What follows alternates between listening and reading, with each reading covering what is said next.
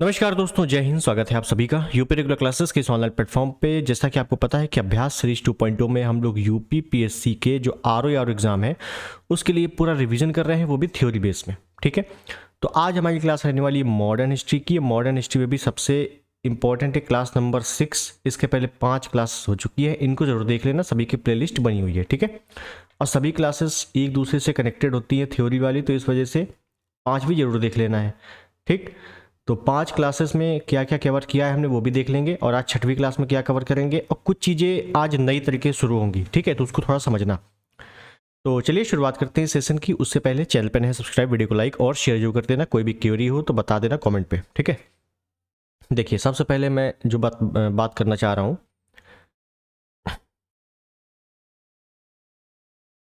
ये देखिए मैंने आपको कुछ चीज़ें कवर करवा दी हैं, जिसमें से उत्तरकालीन मुगल कवर हो चुका है। ठीक, सिख संप्रदाय कवर हो चुका है, आंग्ल सिख युद्ध बहुत अच्छे से कवर हो चुका है, अवध के नवाब कवर हो चुका है, बंगाल के नवाब भी हम लोग पढ़ चुके हैं, मैसूर राज्य भी पढ़ चुके हैं, आंग्ल मैसूर युद्ध भी पढ़ चुके हैं। ये सभी चीज़ें समाप्त हो गई हैं। ठीक, आज हम लोग शुरू करने वाले हैं 19वीं सदी धार्मिक व सामाजिक आंदोलन जो चले थे उनके बारे में। ठीक है, तो ये भी एक दो वीडियो में समाप्त हो जाएगा। ठीक है, अब समझिए जो इंपॉर्टेंट बसता है अपना इधर ही साइड। देखो, जो मॉडर्न हिस्ट्री आती है ना, मॉडर्न हिस्ट्री ये भी दो तरीके की है। मॉडर्न हिस्ट्री में भी दो तरीके से, एक जो आपका मॉडर्न हिस्ट्री का शुरुआती दौर है, एक इसको बोलते हैं Indian national movement. Indian national movement. ठीक है, और जब आप सिलेबस उठा के देखोगे आर का, तो ये आपका अलग से टॉपिक दिया हुआ है। एक तरफ लिखा हुआ है भारतीय इतिहास और एक तरफ लिखा हुआ है इंडियन नेशनल मूवमेंट अलग से। ठीक है, और ये वाला जो पोर्शन है इंडियन नेशनल मूवमेंट का, ये आपको लगभग 60 से 8 नंबर का एग्जाम में पूछा जाता है। इस बार भी पूछा गया था, पहले ही पूछा जाता है और आगे भी पूछा जाएगा। ठीक है, 7 से 8 नंबर का इंडियन नेशनल मूवमेंट, और जितना हम लोगों ने किया है अभी तक, इसमें आपके लगभग 3 से 4 नंबर कवर हो जाएंगे आराम से, कोई समस्या नहीं है। ठीक, तो इस हिसाब से ये पूरा का पूरा 10 से 12 नंबर का बनता है मॉडर्न हिस्ट्री। ठीक है, अब मैं करने क्या वाला हूं, जो अपना बचा हुआ है इसमें, वो ये बचा हुआ है यूरोपीय आगमन, मराठा, शिक्षा और समाचार पत्र, और 1857 क्रांति, जिसमें से 1857 की क्रांति मैंने कई बार करा दिया है आपको। ठीक है, मैं प्लेलिस्ट में वो वीडियो डाल दूंगा एक बार। बचेगा अपना 3, यूरोपीय आगमन, मराठा, शिक्षा और समाचार पत्र। ठीक है, इसको मैं करवाऊंगा बाद में, मेरी बात समझे, इसको मैं करवाऊंगा बाद में। क्यों? क्योंकि अपने पास जो समय है जब तक एग्जाम होगा, तो हमें ये बहुत अच्छे से कंप्लीट करना है इंडियन नेशनल मूवमेंट। ठीक, क्योंकि इस पे थोड़ा सा लगेगा टाइम। क्यों? क्योंकि इस पे चीज़ें हैं ज़्यादा, समझाने के लिए भी इंपॉर्टेंट है। क्योंकि मैं एक ही वीडियो में मैराथन लेके 10 से 12 घंटे में ख़त्म कर दूं, तो ना मेरे को समझ में आएगा कि मैं क्या समझा रहा हूँ, ना आपको समझ में आएगा कि मैं क्या समझ रहा हूँ। ठीक है, तो इंडियन नेशनल मूवमेंट अपने लिए बहुत इंपॉर्टेंट हो जाता है, जिसमें से 7 से 8 नंबर कवर होंगे, और इनका कोई भरोसा नहीं है। यूरोपीय आगमन इस बार एक भी प्रश्न नहीं आया, मराठा एक भी नहीं आया, शिक्षा समाचार से एक शायद आया था, और 1857 के एक भी नहीं आया। ठीक है, लेकिन इंडियन नेशनल मूवमेंट से लगभग 10 प्रश्न आए थे इस बार, तो इस वजह से ये अपने लिए इंपॉर्टेंट है। इस वजह से इसको मैं पहले कवर करूंगा। कब? आज 19वीं सदी या सामाजिक आंदोलन समाप्त करने के बाद। ठीक है, तो ये बात मेरी आप समझ गए होंगे कि क्या करना है। ठीक है, और जैसे इंडियन नेशनल मूवमेंट पूरा समाप्त हो जाएगा, आज़ादी मिल जाएगी, तो उसके बाद 2-3 वीडियो में इसको भी समाप्त कर देंगे। ठीक, तो चलिए शुरुआत करते हैं। उससे पहले चैनल पर नए हो सब्सक्राइब, वीडियो को लाइक और शेयर जो कर देना, अपनी भी राय दे देना ठीक है कि नहीं है। ठीक है, चलिए, तो अपने को आज देखना है 19वीं सदी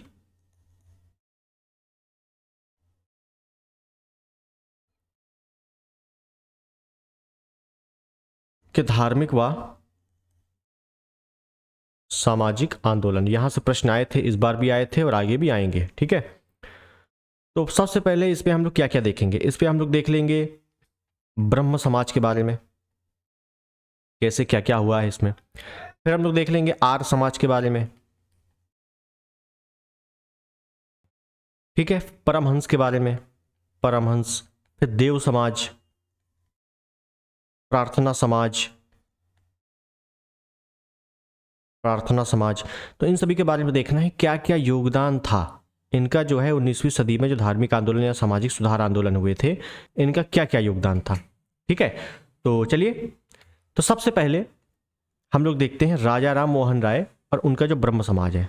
देखिए, बहुत ज़्यादा हम डिटेल नहीं चलेंगे, क्योंकि ज़्यादा डिटेल चलेंगे तो यही वाला आपका बहुत ज़्यादा टाइम लग जाएगा। इसमें जो भी इंपॉर्टेंट फैक्ट है एग्ज़ाम की दृष्टि से उसी को लेते हुए चलेंगे, क्योंकि अपने को एग्ज़ाम पास करना है, धार्मिक सुधार आंदोलनों में पीएचडी नहीं करनी। और ब्रह्म समाज, ठीक, देखिए सबसे पहला तो यही है कि राजा राम मोहन राय की क्या क्या उपाधियां हैं। आपसे डायरेक्टली प्रश्न पूछा जाता है कि आधुनिक भारत का पिता, नव जागरण का अग्रदूत, भारतीय राष्ट्रवाद का जनक, सुधार आंदोलनों के प्रवर्तक किसे कहा जाता है? राजा राम मोहन राय को। इनका जो जन्म होता है ये बंगाल में होता है। कहाँ में होता है? बंगाल में। बंगाल में हुगली नदी है, तो वहीं पर एक हुगली जिला है, वहीं पर राधानगर में इनका जन्म होता है 1772 में।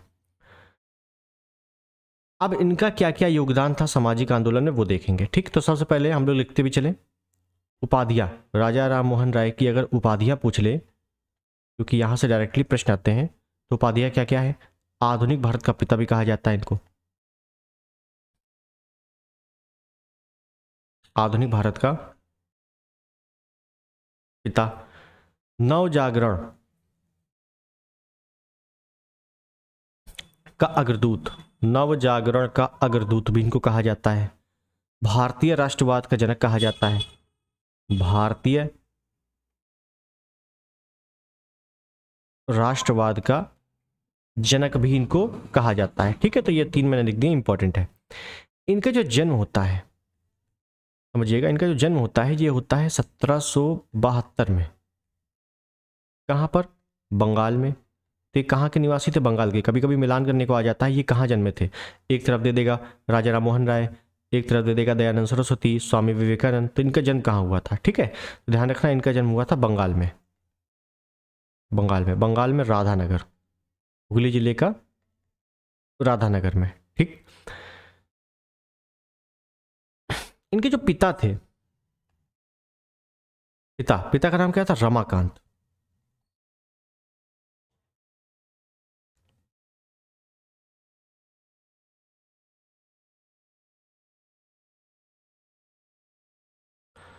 एक मिनट रुकिएगा।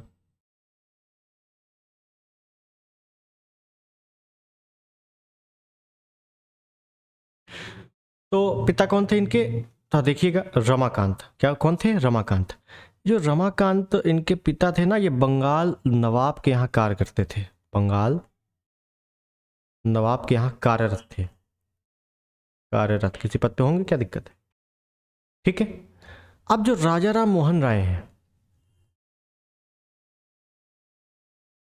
मैं काम करूं, क्योंकि राजा राम मोहन राय इनका शुरुआती नाम तो था नहीं। भाई आपने पढ़ा होगा, इनको जो राजा की उपाधि मिली थी ये अकबर द्वितीय ने दी थी।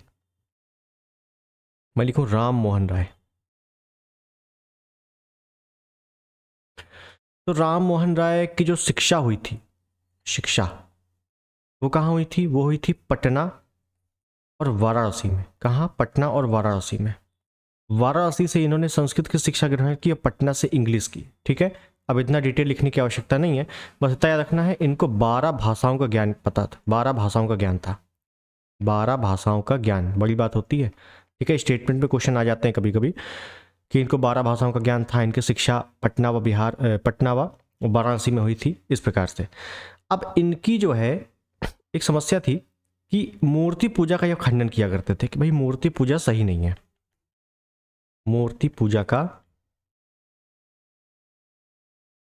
खंडन किया कि भाई मूर्ति पूजा क्या करना है, मानना है दिल से मानो वरना मत मानो, सीधी बात है।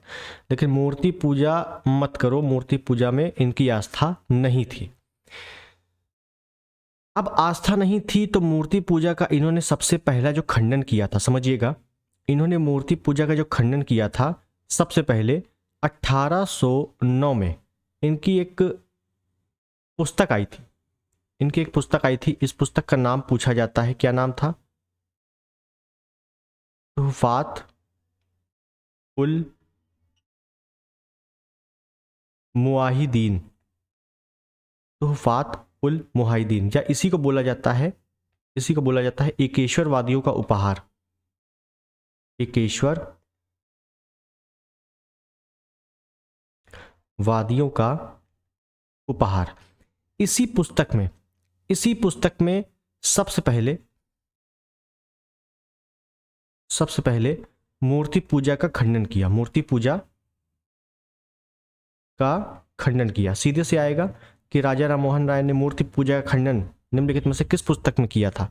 तो तुहफात उल मुआहिदीन या एकेश्वरवादियों का उपहार। और ये पुस्तक ध्यान रखना है, ये फारसी भाषा में थी, फारसी भाषा में, ठीक है, ध्यान रखना, क्योंकि ये बंगाल के थे तो बंगाली भाषा ऑप्शन में कई बार आ जाता है, लेकिन नहीं, ये फारसी भाषा में थी, ठीक। उसके बाद क्या हुआ? उसके बाद हुआ 1814 ईस्वी में इन्होंने आत्मीय सभा की स्थापना की थी। क्या की थी? आत्मीय सभा की स्थापना। और ये पहली सभा थी, मतलब पूछा जाता है राजा राम मोहन राय ने पहली निम्नलिखित में से किसकी स्थापना सबसे पहले की थी? तो ये पहली सभा थी, पहली सभा, आत्मीय सभा 1814 में, ठीक है, डेट याद रखनी है, इंपॉर्टेंट है। 1816 में इन्होंने वेदांत सोसाइटी की स्थापना की, वेदांत सोसाइटी की स्थापना की, ठीक है। इन्होंने क्या किया था? बाइबल के आधार पर प्रिसेप्ट ऑफ जीसस लिखी थी, बहुत इंपॉर्टेंट है। कब? 1820 में इन्होंने बाइबल के आधार पे, बाइबल के आधार पर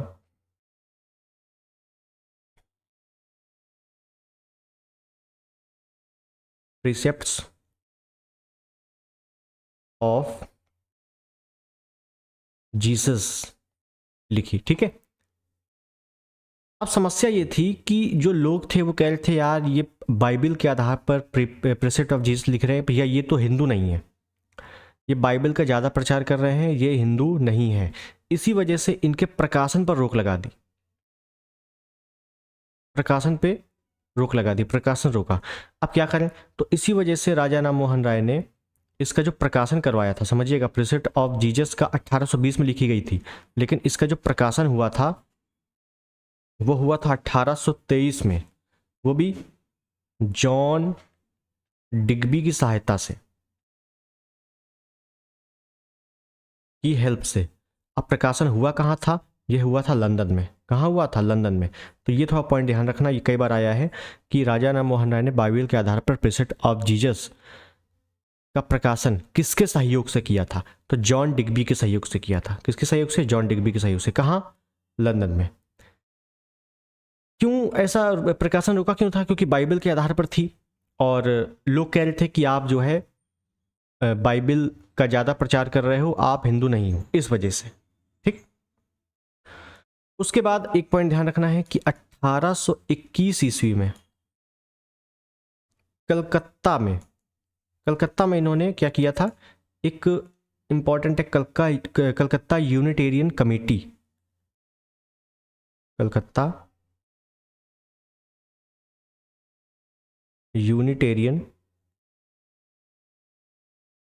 कमेटी की स्थापना की थी, कलकत्ता यूनिटेरियन कमेटी की स्थापना की थी, ठीक है। तो मैंने आपको कुछ डेटें करवाई हैं, इंपॉर्टेंट है, जिससे 1809 में सबसे पहले इन्होंने बुक लिखी, फिर 1814 में देखो सबसे पहला आत्मीय सभा, फिर 1816 में, 1820 में, 1821 में, ठीक है।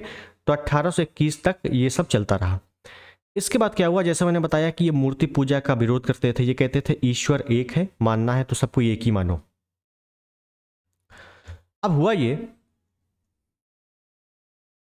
कि एक दिन ये यूनिटेरियन चर्च, जो कलकत्ता में यूनिटेरियन कमेटी की स्थापना की थी, वहीं पर एक यूनिटेरियन चर्च थी, ठीक है। चर्च से वापस लौटते समय तो चर्च से लौट रहे थे, लौटते समय क्या हुआ, इनको दो लोग मिले। कौन? ताराचंद्र और चंद्रशेखर। ये चंद्रशेखर आजाद नहीं है, ये दूसरे चंद्रशेखर है, ठीक है। तो पूछा जाता है कि यूनिटेरियन चर्च से लौटते समय, या अभी कैसे पूछा जाएगा आगे बताएंगे, तो समझो यूनिटेरियन चर्च से लौट रहे थे, ताराचंद्र चंद्रशेखर मिले। इन दोनों से मिलने के बाद ये तय हुआ कि एक पूजा स्थल की स्थापना हो। समझिएगा, एक पूजा स्थल की स्थापना हो जो ना तो हिंदू का हो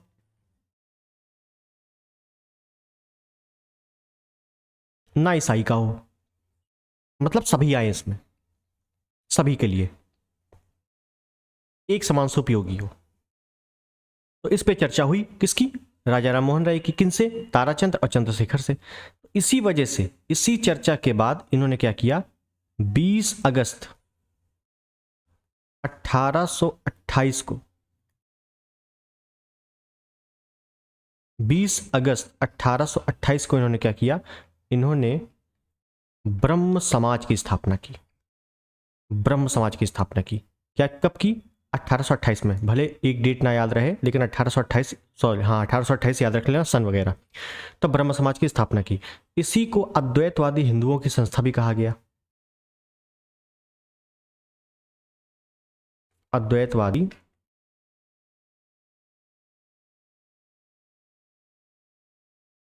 हिंदुओं की संस्था, ठीक है। तो क्या हुआ था, अद्वैतवादी हिंदुओं की संस्था का मतलब है कि इन्होंने ईश्वर की एकता पर बल दिया कि चाहे जिस भी धर्म का हो, ईश्वर एक ही है, ठीक है। तो इसी वजह से क्या किया, ब्रह्म समाज की स्थापना कर दी। तो पूछा जाता है ब्रह्म समाज की स्थापना राजा राम मोहन राय ने किसके सहयोग से की थी? तो ताराचंद्र और चंद्रशेखर, ठीक है। इसके बाद क्या हुआ, इसके बाद क्या हुआ, ध्यान रखना है कि डेविड हेयर, इसके बाद क्या, इसके थोड़ा पहले पॉइंट है, मैं लिखाना भूल गया। डेविड हेयर की सहायता से, डेविड हेयर की सहायता से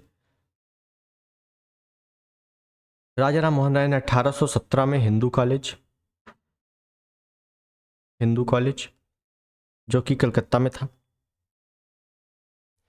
और 1825 में वेदांत कॉलेज की स्थापना की स्थापना की। देखिएगा, ये है वेदांत कॉलेज, और मैंने यहां पर बताया है वेदांत सोसाइटी, ये यहां पर वेदांत सोसाइटी है, ठीक है, और यहां वेदांत कॉलेज है, तो कंफ्यूजन मत होना, वेदांत सोसाइटी वेदांत कॉलेज अलग अलग है, ठीक है। अगला पॉइंट, 1821 में इन्होंने बंगाली में, समझिएगा, इन्होंने बंगाली में क्या किया, संवाद कौमुदी और प्रज्ञा क्या चांद, प्रज्ञा का चांद, समझिएगा क्या मैंने बोला संवाद कौमुदी और प्रज्ञा का चांद, इनका प्रकाशन किया। इनका क्या किया, प्रकाशन किया। 1822 में, ये क्या है कि कुछ प्रकाशन इंपॉर्टेंट है जो आपसे डायरेक्टली पूछे जाते हैं, इसमें कुछ ज़्यादा समझाने वाली बात है नहीं, ठीक है। तो 1821 में इन्होंने बंगाली भाषा में संवाद कौमुदी और प्रज्ञा का चांद, ये दोनों प्रकाशन किए। संवाद कौमुदी बहुत बार पूछी गई है आपसे कि संवाद कौमुदी किसकी है, तो राजा राम मोहन राय की है। ज्यादातर यहां से प्रश्न मिलान करने को ही आते हैं, ठीक है। 1822 ईस्वी में इन्होंने फारसी भाषा में मिरात उल अखबार,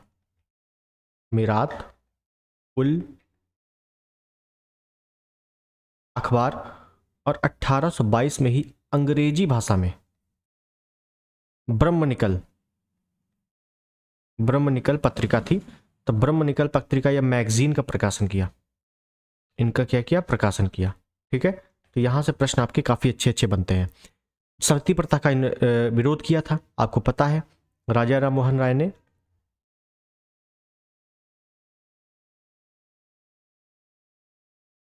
राजा राम मोहन राय ने सती प्रथा विरोधी थे, सती प्रथा का विरोध किया। विरोध किया क्यों था, क्योंकि हुआ ये था कि राजा राम मोहन राय के बड़े भैया थे, उनकी डेथ हो गई थी। और जब उनकी डेथ हो गई तो जो इनकी भाभी थी, बड़े भैया की वाइफ थी, उनको सती करना पड़ा। सती करना पड़ा तो उनको बहुत बुरा लगा कि यार ये प्रथा ही खराब है। तो सती प्रथा का इन्होंने विरोध किया। अब विरोध किया तो व्यापक तौर पर विरोध किया, और लॉर्ड विलियम बेटिंग के साथ मिलकर 1829 ईस्वी में सती प्रथा का अंत किया। सती प्रथा का अंत किया। ठीक। दूसरी चीज, सती प्रथा का जो इन्होंने विरोध किया था, ये किसके माध्यम से किया था? ये किया था संवाद कौमुदी पत्रिका के माध्यम से। किसके माध्यम से? संवाद कौमुदी पत्रिका के माध्यम से। ये मैं ऑलरेडी बोल रहा हूँ, लिखवा नहीं रहा हूँ। और ध्यान रखना, 11 फरवरी को जो पेपर हुआ था आरओ का, यही स्टेटमेंट पूछा गया था। ठीक है, तो ध्यान रखना है कि इन्होंने सती प्रथा का विरोध किया था। सती प्रथा का विरोध संवाद कौमुदी के पुस्तक के माध्यम से भी किया था, और लॉर्ड विलियम बेटिंग की सहायता से 1829 में सती प्रथा का अंत किया था। ठीक, अच्छे से समझ में आ गया। इतनी बातें इनके बारे में इंपॉर्टेंट थी। उसके बाद क्या हुआ?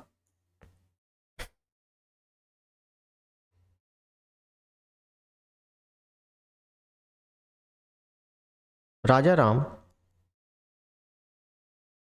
मोहन राय प्रथम भारतीय थे। समझिएगा, ये प्रथम भारतीय थे। कैसे प्रथम भारतीय थे? जो समुद्र पार करके लंदन गए थे। जो समुद्र पार कर लंदन गए थे। लंदन गए थे। क्यों गए थे? क्यों गए थे लंदन? तो उस समय जो मुगल सम्राट था, समझिएगा, उस समय जो मुगल सम्राट था, अब मैंने आपको करवा दिया बहुत अच्छे से सब टाइम देकर। मुगल सम्राट कौन था? अकबर द्वितीय। अकबर द्वितीय, जो कि अंग्रेजों के संरक्षण में बनने वाला पहला शासक था। ठीक है, अकबर द्वितीय। अकबर द्वितीय कुछ पेंशन संबंधी मामला था। पेंशन संबंधी कार्य हेतु राजा राम मोहन राय को इन्होंने लंदन भेजा था। ठीक है, अकबर द्वितीय ने ही, अकबर द्वितीय ने ही राम मोहन राय को राजा की उपाधि दी। राजा की उपाधि दी थी और भेजा लंदन। ठीक है, वहीं पर क्या हुआ? 1833 में ब्रिस्टल इंग्लैंड, कहां पर? ब्रिस्टल इंग्लैंड में इनकी हो गई मृत्यु। किसकी? राजा राम मोहन राय की। इंग्लैंड में ही, ब्रिस्टल में ही इनकी हो गई मृत्यु। ठीक है, बहुत इंपॉर्टेंट पॉइंट है ये। पूछा जाता है कि निम्नलिखित में से किस सामाजिक आंदोलन कार्यकर्ता या सामाजिक आंदोलनकर्ता की मृत्यु विदेश में हुई थी? तो ब्रिस्टल इंग्लैंड में हुई थी। किसकी? राजा राम मोहन राय की। ठीक है, और फिर बाद में ध्यान रखना है आपको कि इनके बारे में एक युगदूत से ऐसे पूरा लिख देता हूं कि सुभाष चंद्र बोस ने इन्हें, किन्हें? राजा राम मोहन राय को, इन्हें युगदूत की उपाधि से नवाजा। उपाधि से नवाजा था, मतलब एक उपाधि दी थी। ठीक है ना, स्टेटमेंट बोला था कि भाई युगदूत जो थे वो वही थे, राजा राम मोहन राय। ठीक है, तो पूछा जाता है कि निम्नलिखित में से राजा राम मोहन राय को युगदूत किसने कहा था? तो सुभाष चंद्र बोस ने कहा था। कई लोग टाइम लगा लेते हैं, सुभाष चंद्र बोस तो बहुत बाद में आए थे, तो ऐसा कुछ नहीं है, सुभाष चंद्र बोस ने बाद में इनके बारे में कहा था। क्लियर है? अब हो गई इनकी मृत्यु। अब क्या होगा? अब मृत्यु के बाद तो यहां पे लिखें राजा राम मोहन राय की मृत्यु के बाद क्या? देखो, जैसे ही इनकी मृत्यु हुई तो इन्होंने क्या स्थापना की थी? ब्रह्म समाज की। भाई तमाम पत्रिकाओं की रचनाएं कर दी तो वो कोई दिक्कत नहीं है। देखिए, जब ब्रह्म समाज की स्थापना की थी, इसके संचालन के लिए 2 शिष्य नियुक्त किए गए थे। समझिएगा, ब्रह्म समाज संचालन हेतु 2 लोगों को नियुक्त किया गया था, जिसमें से एक थे द्वारकानाथ टैगोर। द्वारकानाथ टैगोर, और दूसरे थे पंडित रामचंद्र। कौन थे? पंडित रामचंद्र। बहुत इंपॉर्टेंट पॉइंट है, पूछा जाता है कि ब्रह्म समाज, राजा राम मोहन राय की मृत्यु के बाद ब्रह्म समाज को किसने संभाला था या ब्रह्म समाज का संचालन किसने किया था? तो द्वारकानाथ टैगोर। कौन थे? द्वारकानाथ टैगोर और पंडित रामचंद्र। दोनों नाम इंपॉर्टेंट हैं, ठीक है, 2 लोग नियुक्त हुए थे इसके लिए। तो अब हो गई नियुक्ति संचालन के लिए राजा राम मोहन राय की मृत्यु के बाद। तो अब संचालन के जब नियुक्ति हो गई तो ब्रह्म समाज का विस्तार कैसे हुआ वो देखते हैं, ठीक है। तो देखो इसके बाद में, ठीक है, इसके बाद की बात करें तो जो द्वारकानाथ टैगोर थे जो नियुक्त हुए थे, द्वारकानाथ टैगोर, इनका एक पुत्र था। द्वारकानाथ टैगोर के पुत्र थे जिनका नाम था देवेंद्रनाथ टैगोर। देवेंद्रनाथ टैगोर।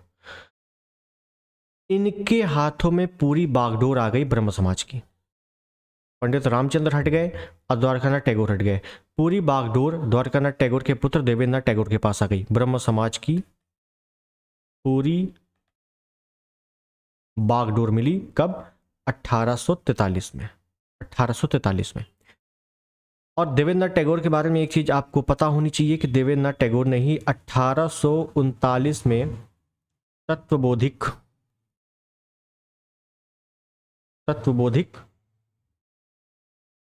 नामक पत्रिका का संपादन, तत्वबोधिक सभा की स्थापना की थी और तत्वबोधिक पत्रिका निकाली थी। सभा की स्थापना की थी, ठीक है। तो ब्रह्म समाज की जो ब्रह्म की पूरी बागडोर, यहाँ पे ब्रह्म समाज लिख लेना, ब्रह्म सभा की पूरी बागडोर देवेंद्रनाथ टैगोर के हाथों में आ गई, जो कि द्वारकानाथ टैगोर के पुत्र थे, ठीक है, कोई दिक्कत नहीं है। जब इनके हाथों में आ गई तो देवेंद्रनाथ टैगोर संभालते रहे। हुआ ये कि देवेंद्रनाथ टैगोर ने देखा कि मामला बढ़ रहा है ब्रह्म समाज के लिए, अब कोई नियुक्त करना चाहिए, कोई ठीक ठाक बंदा। तो इन्होंने क्या किया? 1857 ईस्वी में देवेंद्रनाथ टैगोर ने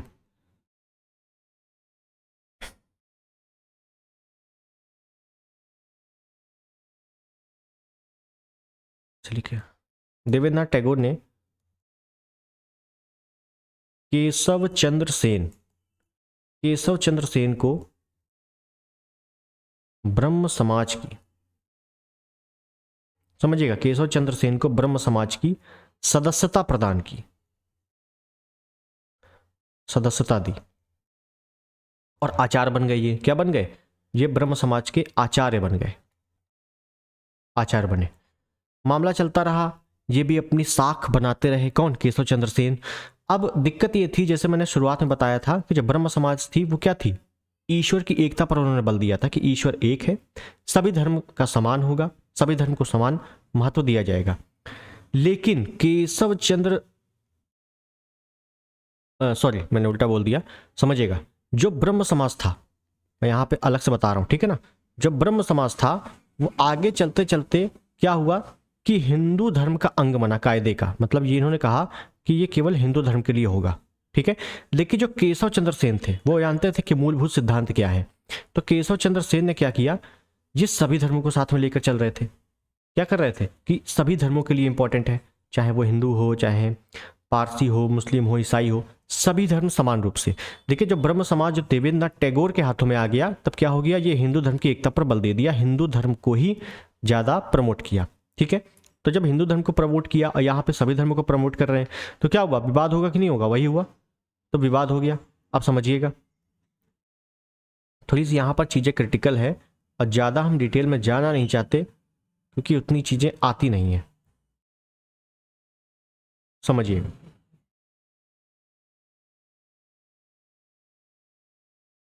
देखिए हुआ ये कि एक तरफ है देवेंद्रनाथ टैगोर,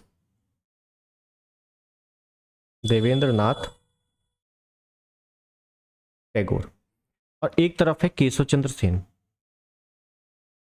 अब केशव चंद्र सेन भी ठीक ठाक साख बना लिए अपनी, ठीक है, और देवेंद्रनाथ टैगोर तो वहीं पहले से ही।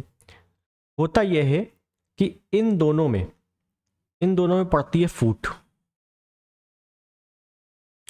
कब फूट कब पड़ती है? तो 1864-65 के करीब। फूट का कारण क्या है? कारण ये है कि ये कह रहे हैं कि भाई हिंदू धर्म का ही अंग रहेगा ब्रह्म समाज, और ये कह रहे हैं कि नहीं भाई, सभी धर्मों को समान महत्व दिया जाएगा, सभी धर्मों को समान महत्व दिया जाएगा। तो गड़बड़ हो गया मामला। और जब 1864-65 में फूट पड़ी तो अलग हो गए। जैसे आपने पढ़ा होगा कि कांग्रेस, गरम दल, नरम दल अलग हो गए थे 1907 के सूरत अधिवेशन के बाद, है ना। बस वही चीज है कि यहाँ पे भी अलग हो गए। और जब अलग हो गए तो किया क्या इन्होंने, भाई ये तो मूलभूत थे ही उत्तराधिकारी, तो इन्होंने जो स्थापना की या जो आगे चलाया तो ब्रह्म समाज ही था, कोई दिक्कत नहीं थी। लेकिन इनको अलग कर दिया गया और इन्होंने क्या किया, भारत ब्रह्म समाज चलाया। भारत ब्रह्म समाज। कभी कभी एग्जाम में आता है कि भारत ब्रह्म समाज, या इसी को आदि ब्रह्म समाज बोल दें, आदि ब्रह्म समाज, तो गलत नहीं होगा, ठीक है ना। आदि ब्रह्म समाज या भारत ब्रह्म समाज एक ही है। तो पूछा जाता है कि आदि ब्रह्म समाज की स्थापना की थी, किसने की थी? ऑप्शन में आता है राजा राम मोहन राय, देवेंद्र नाथ टैगोर, केशव चंद्र सेन या द्वारका नाथ टैगोर। तो आधे लोग यही कर देते हैं कि ब्रह्म समाज है तो राजा राम मोहन राय कर दो। नहीं, जब भी लग के आ जाए आदि ब्रह्म समाज या भारत ब्रह्म समाज तो करना है केशव चंद्र सेन, ठीक है। क्यों? क्योंकि फूट पड़ गई थी। फूट का कारण क्या था मैंने आपको बता दिया। अलग अलग हो गए। देवेंद्र नाथ टैगोर अपना ब्रह्म समाज चलाते रहे जो मूलभूत था उनका, और केशव चंद्र सेन फिर आदि ब्रह्म समाज या भारत ब्रह्म समाज की स्थापना कर दी, तो वो आगे चलाते रहे, ठीक है। तो आदि ब्रह्म समाज या भारत ब्रह्म समाज के संस्थापक हैं वो केशव चंद्र सेन है। केशव चंद्र सेन के बारे में यहाँ पे चीजें पूछी जाती हैं। केशव चंद्र सेन, केशव चंद्र सेन ने क्या किया, 1861 में इनकी एक पत्रिका आई थी, पुस्तक आई थी, पूछी जाती है क्या नाम था, इंडियन मिरर।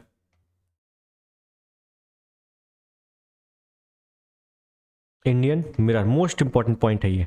इंडियन मिरर क्या था? ये दैनिक संपादन था, अंग्रेजी भाषा में था पहली चीज, ये अंग्रेजी में था, और ये एक पत्रिका थी, ऐसे लिख लो, पत्रिका थी। किसकी थी? केशव चंद्र सेन की, ठीक।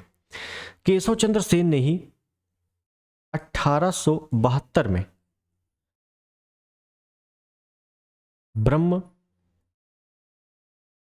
विवाह एक्ट, या इसी को नेटिव मैरिज एक्ट बोला जाता है, इसको पारित करवाया, पारित कराया। क्या था ये? नेटिव मैरिज एक्ट या ब्रह्म विवाह एक्ट। इसमें बाल विवाह पर रोक लगाया,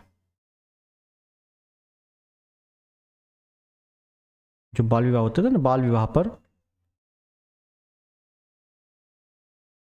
रोक लगाया गया, ठीक है। हालांकि एक्ट जितने भी हुए हैं धार्मिक सुधार से, चाहे वो सती प्रथा समाप्त करना हो, बाल विवाह समाप्त करना हो, शिशु हत्या समाप्त करनी हो, कन्या हत्या समाप्त करनी हो, वो सारी चीजें एक्ट हम लोग लास्ट में देखेंगे, ठीक है। तो ये हो गया मामला। फिर उसके बाद 1884 में 1884 में हो गई केशव चंद्र सेन की मृत्यु, केशव की मृत्यु। और इनकी मृत्यु पर एक स्टेटमेंट आता है, बहुत इंपॉर्टेंट है, कि भारत ने अपना श्रेष्ठतम पुत्र खो दिया।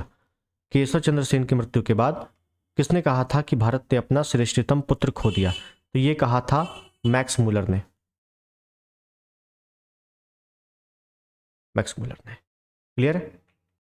तो ये जो है ब्रह्म समाज के बारे में जितनी ज़्यादा चीज़ें हम लोग को जाननी चाहिए उतनी हम लोगों ने जान ली है, ठीक है। और इतना ही है, बुक पढ़ोगे तो बहुत ज़्यादा डिटेल है, अगर बहुत ज़्यादा डिटेल जाननी है तो बुक आप पढ़ सकते हो, वरना इतना सफिशियंट है, ठीक।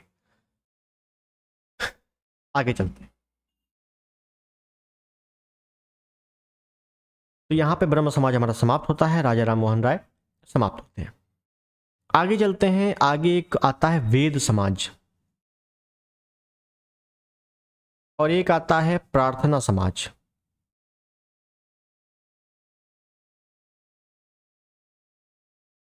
वेद समाज, प्रार्थना समाज, इसके बारे में थोड़ा देखें। तो इसके बारे में बहुत ज़्यादा डिटेल नहीं जाननी है, यहां पे मैं लिखता हूं कि केशव चंद्र सेन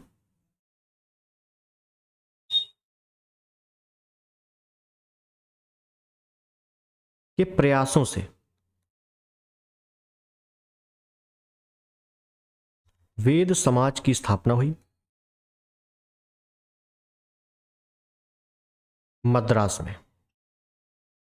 वेद समाज की स्थापना मद्रास में हुई, प्रयासों से हुई। लेकिन वेद समाज का संस्थापक कौन है? वेद समाज का संस्थापक कौन है? तो श्री धरालू नायडू। कौन है? नायडू। मद्रास में हुई है।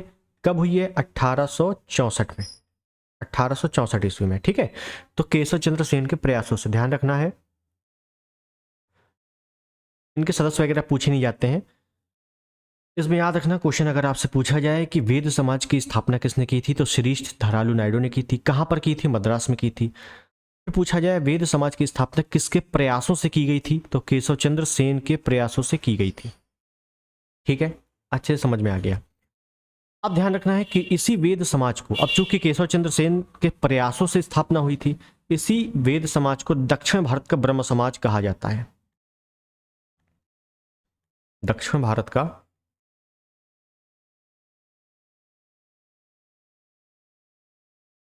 ब्रह्म समाज, दक्षिण भारत का ब्रह्म समाज भी इसी को कहा जाता है। ठीक, इसी तर्ज पे, इसी तरह क्या हुआ कि 1867 ईस्वी में, 1867 ईस्वी में बंबई में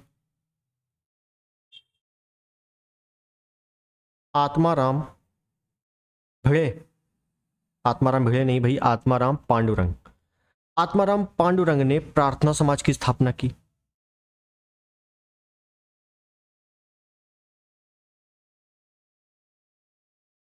क्या की? आत्माराम पांडुरंग ने प्रार्थना समाज की स्थापना की।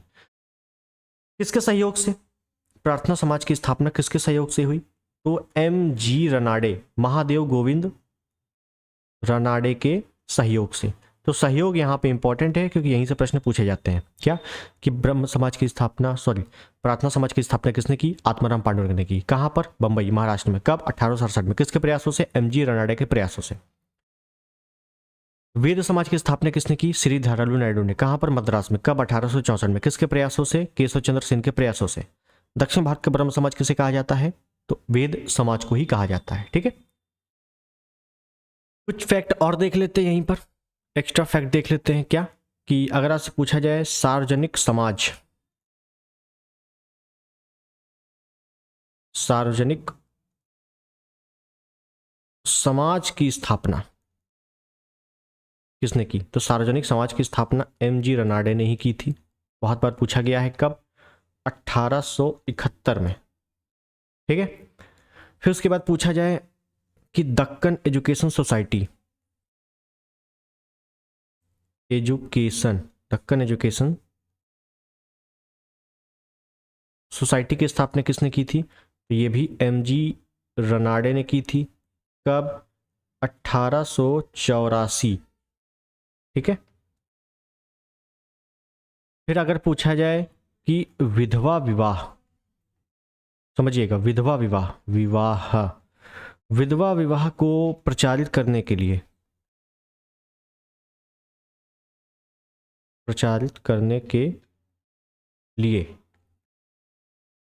विधवा विवाह को प्रचारित करने के लिए विडो मतलब विधवा, window remarriage association,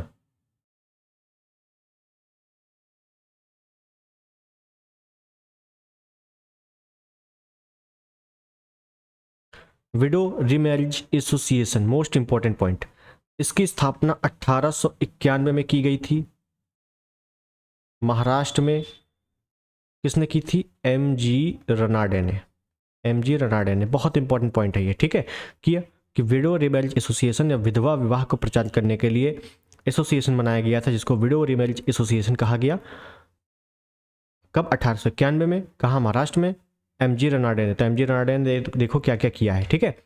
MG Ranade ने प्रार्थना समाज में भी सहयोग किया, सार्वजनिक सभा में भी, सार्वजनिक समाज में सहयोग किया, दक्कन एजुकेशन सोसाइटी में सहयोग किया और विधवा विवाह या विडो रीमैरिज एसोसिएशन में भी सहयोग किया। इसीलिए अगर आ जाए कि सांस्कृतिक पुनर्जागरण का अग्रदूत, समझिएगा, सांस्कृतिक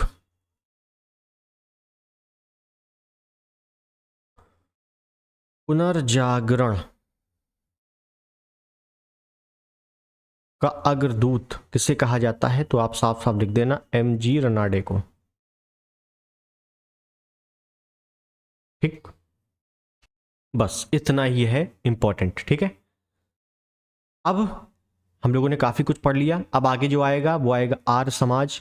आर्य समाज के बारे में देखेंगे, फिर हम लोग देखेंगे रामकृष्ण मिशन के बारे में, और फिर ये दो इंपॉर्टेंट है, आर्य समाज और रामकृष्ण मिशन इंपॉर्टेंट है, जिसमें थोड़ा सा टाइम लग सकता है, बाकी इंपॉर्टेंट नहीं है, मतलब बाकी ज़्यादा लंबे लंबे नहीं है। जैसे अभी हम लोग जब आर्य समाज देखेंगे, आर्य समाज, फिर उसके बाद रामकृष्ण परमहंस, ये दो इंपॉर्टेंट है, ठीक है। इसके बाद छोटे छोटे आएंगे, जैसे थियोसॉफिकल सोसाइटी, थियोसॉफिकल देख लेंगे हम लोग, ठीक है। फिर यंग बंगाल देख लेंगे, यंग बंगाल क्या था, फिर अलीगढ़ आंदोलन क्या था, ठीक है। छोटे छोटे आंदोलन आएंगे, उसमें ज़्यादा टाइम नहीं लगेगा, ठीक। लेकिन अब ये करेंगे हम लोग अगले टर्न पे, ठीक है। तो आज हम लोगों ने काफ़ी कुछ पढ़ा, अच्छे से शुरुआत कर दी है, और चैनल पे नए हैं तो सब्सक्राइब कर देना है, वीडियो को लाइक कर देना है, शेयर कर देना है, और कोई भी क्यूरी रहती है बता देना है, ठीक है। इंपॉर्टेंट है, इतना पढ़ना ही पड़ेगा, और टेस्ट लगाने पड़ेंगे, घटना चक्र पढ़नी पड़ेगी, या पीवाईक्यू पढ़नी पड़ेगी, जो भी है, जो चल रही है आपके 40,000 MCQ, बहुत अच्छे से डिटेल्ड में, ठीक है। और थ्योरी ये पढ़ते रहना है, इस बार आरो निकल जाएगा आराम से, ठीक। तो मिलते हैं अगले वीडियो में, तब तक के लिए नमस्कार, जय हिंद, वंदे मातरम।